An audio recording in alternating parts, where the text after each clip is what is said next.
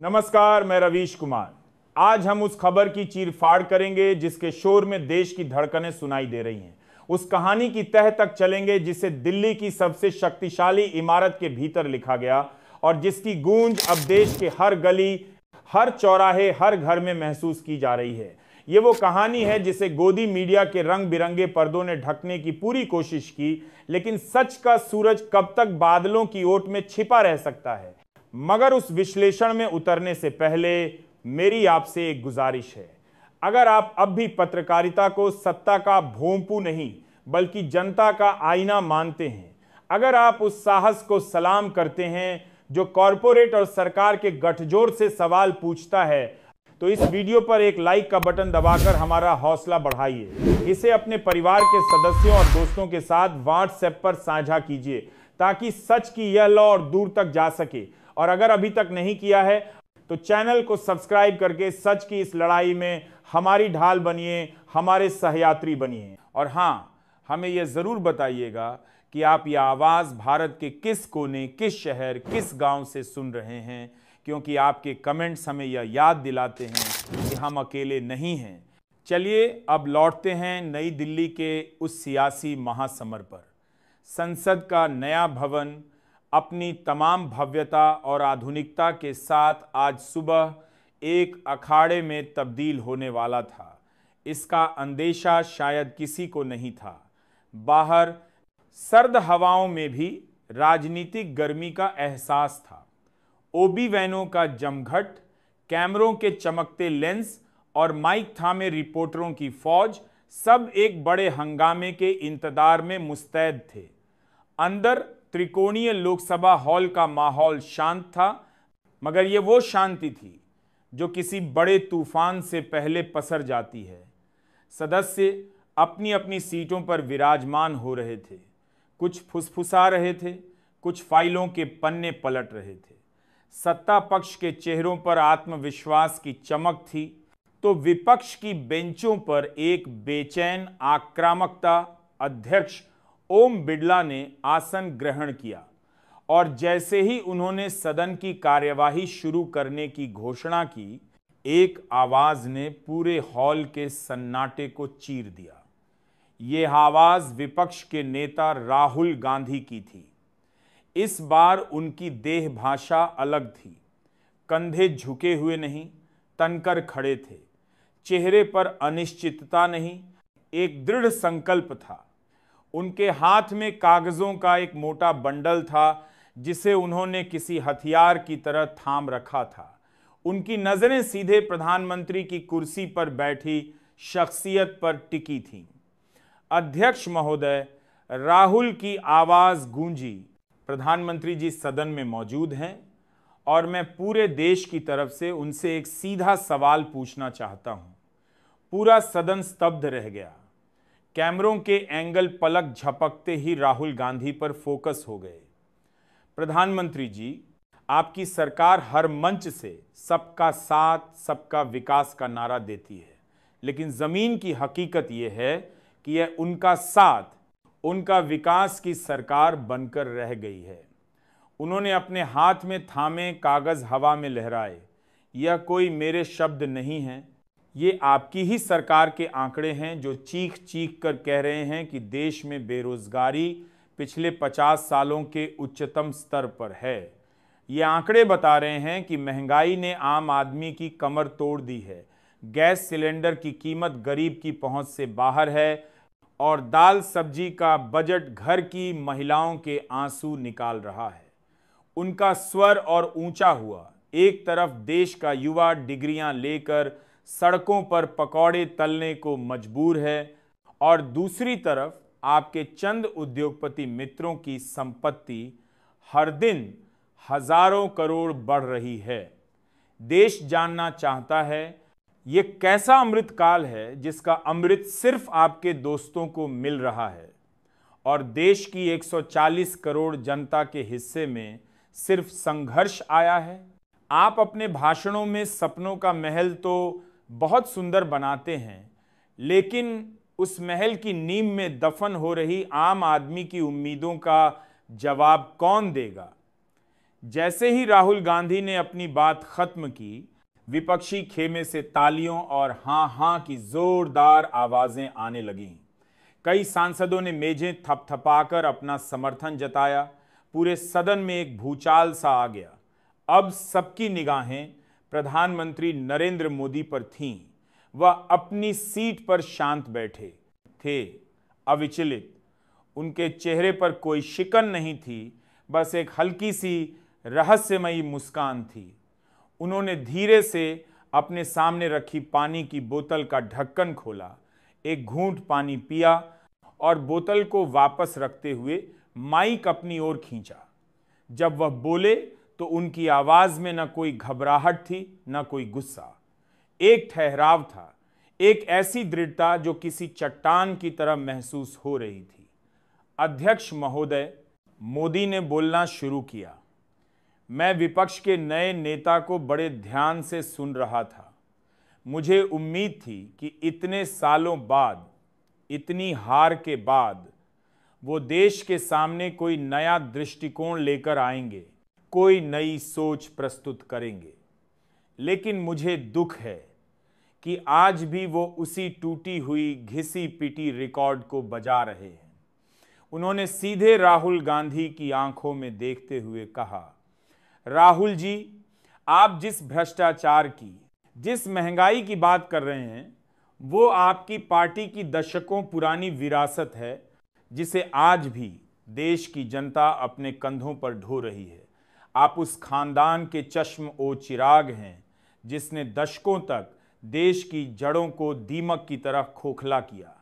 आपने देश को घोटालों की एक लंबी फेहरिस्त दी, बोफोर्स से लेकर 2G तक, कोयला से लेकर कॉमनवेल्थ तक। आपकी सरकार के समय महंगाई डायन कहलाती थी, और आज जब हमारी सरकार उस विरासत में मिली गंदगी को साफ करने की कोशिश कर रही है, तो आप हमें ईमानदारी पर प्रवचन दे रहे हैं। सत्ता पक्ष की बेंचों से मोदी मोदी के नारे गूंजने लगे। तालियों की गड़गड़ाहट से हॉल भर गया। आप बेरोजगारी की बात करते हैं। प्रधानमंत्री ने अपनी आवाज को और बुलंद किया। क्या आप भूल गए कि आपकी नीतियों ने देश के MSME सेक्टर की कमर तोड़ दी थी? आज हमारी सरकार मुद्रा योजना के तहत करोड़ों युवाओं को बिना गारंटी के लोन देकर उन्हें नौकरी मांगने वाला नहीं, नौकरी देने वाला बना रही है। आज देश में रिकॉर्ड तोड़ विदेशी निवेश आ रहा है। दुनिया की बड़ी बड़ी कंपनियां भारत में अपनी फैक्ट्रियां लगा रही हैं। एक्सप्रेसवे का जाल बिछ रहा है, नए एयरपोर्ट बन रहे हैं। यह विकास आपको इसलिए नजर नहीं आता, राहुल जी, क्योंकि आप इटली के बने चश्मे से हिंदुस्तान को देखने की कोशिश करते हैं। इस तंज पर सत्ता पक्ष में हंसी का फव्वारा छूट गया। विपक्षी सांसद गुस्से से लाल हो गए और अपनी सीटों से खड़े होकर जवाब दो की नारेबाजी करने लगे। राहुल गांधी ने तुरंत पलटवार किया। प्रधानमंत्री जी, मैंने आपसे आज की महंगाई पर सवाल पूछा था। आपने इतिहास का पन्ना खोल दिया। मैंने आज के बेरोजगार युवा का दर्द आपके सामने रखा और आप मुझे मेरे परदादा दादी की बातें बताने लगे। सवालों से भागना आपकी पुरानी आदत है। हिम्मत है तो इन आंकड़ों पर बात कीजिए जो मैंने सदन के पटल पर रखे हैं। उन्होंने कागजों को मेज पर पटक दिया। क्या यह आंकड़े झूठे हैं? क्या NSSO की रिपोर्ट झूठी है? राफेल डील में जो हुआ, क्या वो झूठ था? नोटबंदी से देश की अर्थव्यवस्था को जो चोट पहुंची, क्या वो झूठ था? 3 काले कृषि कानून लाकर आपने किसानों को सड़कों पर मरने के लिए छोड़ दिया, क्या वो झूठ था? माहौल इतना गर्म हो चुका था कि अध्यक्ष बार बार शांत हो जाइए, बैठ जाइए की अपील कर रहे थे, लेकिन उनकी आवाज हंगामे में दबकर रह गई। मोदी ने फिर माइक संभाला। इस बार उनकी मुस्कान गायब थी और चेहरे पर एक गंभीर भाव था। राहुल जी, आपकी समस्या यही है, आप अपनी सुविधा के हिसाब से सच और झूठ तय करते हैं। जब चुनावी नतीजे आपके पक्ष में आए तो EVM ठीक है, जब हार जाएं तो EVM हैक हो गई। जब सुप्रीम कोर्ट का फैसला आपके मन का हो तो तो न्यायपालिका स्वतंत्र है, जब आपके खिलाफ फैसला आए तो न्यायपालिका बिक गई। जब आंकड़े आपकी राजनीति को सूट करें तो वो सरकारी दस्तावेज हैं, वरना वो तानाशाह की साजिश है। प्रधानमंत्री रुके, एक लंबी सांस ली और फिर वो कहा जिसने बहस को एक नए स्तर पर पहुंचा दिया। और आप हमें लोकतंत्र का पाठ पढ़ा रहे हैं। राहुल जी, यह नरेंद्र मोदी का लोकतंत्र है, जहां आप देश के चुने हुए प्रधानमंत्री पर सदन के भीतर खड़े होकर बेबुनियाद आरोप लगा सकते हैं और शाम को चैन की नींद सो सकते हैं। यह वो लोकतंत्र है जहां आप सड़क से लेकर सोशल मीडिया तक दिन रात सरकार को कोस सकते हैं। याद कीजिए अपनी दादी का दौर, जब एक कार्टून बनाने पर पत्रकारों को जेल में डाल दिया जाता था। याद कीजिए वो दौर जब सरकार के खिलाफ लिखने पर अखबारों के दफ्तरों की बिजली काट दी जाती थी। अगर इस देश में तानाशाही होती, जैसा आप दुनिया भर में घूम घूम कर प्रचार करते हैं, तो आप आज यहां खड़े होकर यह भाषण भी नहीं दे पाते। जिस लोकतंत्र की दुहाई आप दे रहे हैं, उसी की छाती पर चाच कर आप लोकतंत्र खतरे में है का नारा लगा रहे हैं और देश आपको यह करने की इजाजत दे रहा है। यही इस लोकतंत्र की मजबूती का सबसे बड़ा सबूत है। इस जवाब के बाद सत्ता पक्ष के सांसद अपनी सीटों पर खड़े हो गए और मेजें थपथपाने लगे। विपक्ष के सांसद वेल में आकर नारेबाजी करने लगे। अध्यक्ष ने माहौल को बेकाबू होता देख सदन की कार्यवाही को स्थगित कर दिया। लेकिन यह लड़ाई सिर्फ संसद के भीतर खत्म नहीं हुई। जैसे ही कार्यवाही स्थगित हुई, यह सियासी आग संसद की दीवारों से निकलकर पूरे देश में फैल गई। टीवी चैनलों पर ब्रेकिंग न्यूज की पट्टियां दौड़ने लगी। एक चैनल पर डिबेट का शीर्षक था, संसद में शह और मात किसने किसको किया चित, तो दूसरे चैनल पर चल रहा था, क्या सवालों से भाग रहे हैं प्रधानमंत्री। एक तरफ के एंकर मोदी के जवाब को मास्टर स्ट्रोक बता रहे थे, तो दूसरी तरफ के पत्रकार इसे अहंकार की पराकाष्ठा कह रहे थे। सोशल मीडिया पर हैशटैग का तूफान आ गया। कुछ ही मिनटों में मोदी रॉर्स इन पार्लियामेंट और राहुल एक्सपोजेस गव ट्रेंड करने लगा। समर्थकों ने अपने अपने नेता के भाषण के छोटे छोटे क्लिप काट कर डालने शुरू कर दिए।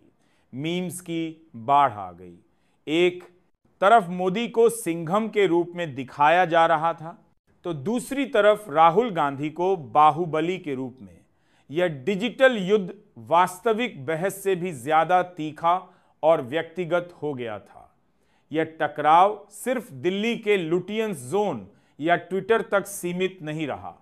लखनऊ के हजरतगंज की एक चाय की दुकान पर बैठे लोग इस पर बहस कर रहे थे। मुंबई की लोकल ट्रेन में लोग अपने फोन पर भाषण के क्लिप देखकर एक दूसरे से भिड़ रहे थे।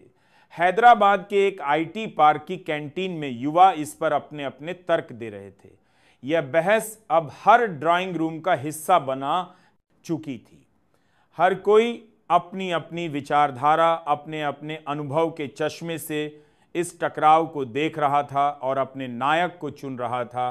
तो दोस्तों, संसद के भीतर हुई यह भिड़ंत सिर्फ दो नेताओं की भिड़ंत नहीं थी, यह दो विचारधाराओं का टकराव था। यह दो भारत की कहानियों का टकराव था।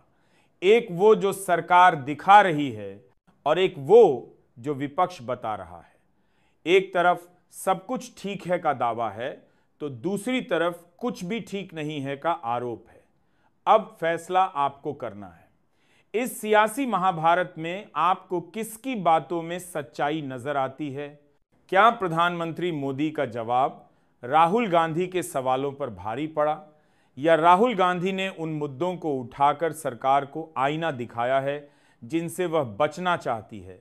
इस पूरे घटनाक्रम पर आपकी क्या राय है? हमें नीचे कमेंट बॉक्स में विस्तार से लिखकर बताइए और ये भी ज़रूर मेंशन कीजिए कि आप देश के किस राज्य और किस शहर से हमारे साथ जुड़े हैं।